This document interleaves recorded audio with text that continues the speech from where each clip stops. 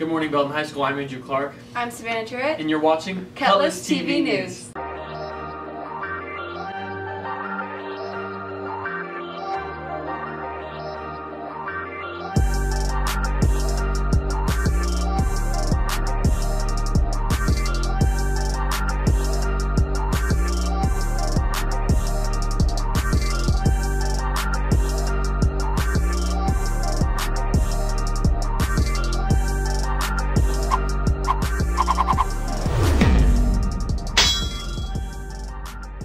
With winter weather comes snow days. Here's more on the story by Brooke Truman, Mason Goffey, Corey Birch, and Gene Powell.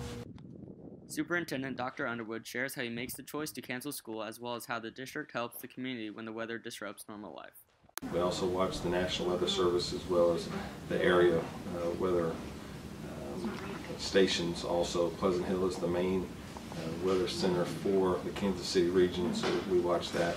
So we'll look at those, we'll look at forecasts, we'll look at the hourly, trying to determine if it would be safe or not. We have to obviously be concerned about buses, but we also are very concerned about 16-year-old drivers that are driving to school. We have staff that lives all across the metropolitan area. You know, as we look at a school system in the community, and Belton is a one high school town, and I think that close relationship between the school and community, number one, is important, but I think, you know, if we look at any time of need, whether the school needs something or one of our students or staff or a community or organization in our community, we all have to help each other. Senior Gabby Stoddard talks about why she enjoys snow days. I enjoy snow days because I'm a senior this year and I don't have to make them up at the end of the year. During my snow day this year, I like to think that I try to make up work, but I really just sleep and play outside. Me and my sisters, we're not very good at building snowmen, so outside in the snow, we normally just throw a bunch of snow at each other and try to build forts that don't stay up. For Brooke Truman, Mason Goffey, and Corey Birch, I'm Gene Powell with Cutlass TV News. The Belton School District is offering assistance to those affected by the government shutdown. Here's more on the story by Andrew Clark, Diamond Simmons, and Jana Ostrander. The government shutdown may have an effect on you or someone you may know.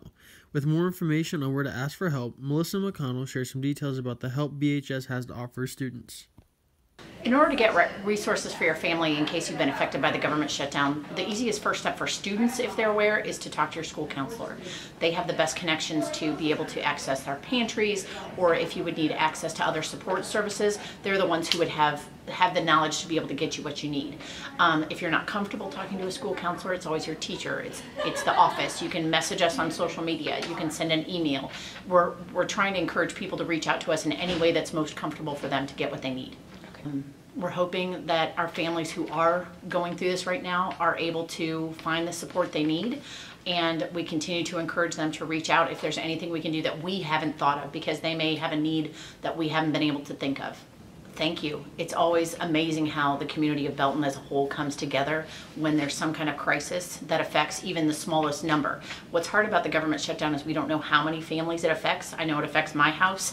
My husband works for the government, but it's always putting the word out there saying, hey, someone and some people in our community are in need. What can we do to support them? So you may have seen or talked to Mrs. Robinson that last week, and we had a business organization donate hundreds of dollars of food to be able to supply our pantry, and if there was an overflow, I know they talked about taking some of those supplies to the middle school as well. So the community has sent emails, they've called, they've messaged us, hey, I don't have much, but can I donate $20? Can you just throw $20 on some kid's account who might need it? And that's been an amazing resource of support. What's unique about my role is I have access to all of the ways of communication we need to use. It would be an email we sent to the parents.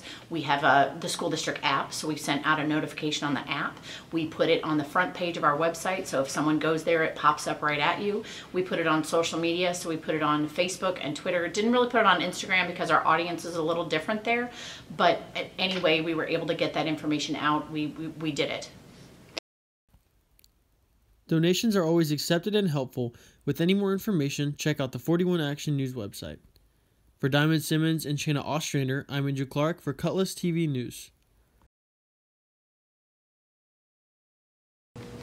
Here's this week's sports report with Avery Hobson and Gene Powell.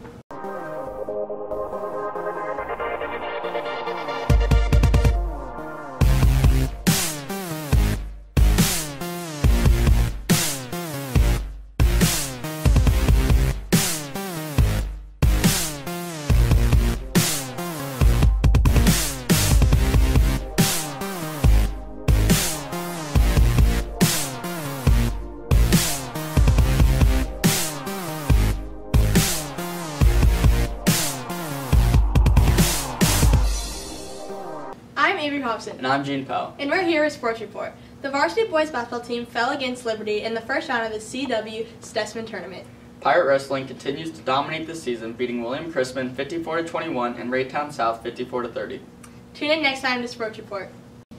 Thanks for watching Belton High School. And remember to tune in next week. And as always, Carpe diem.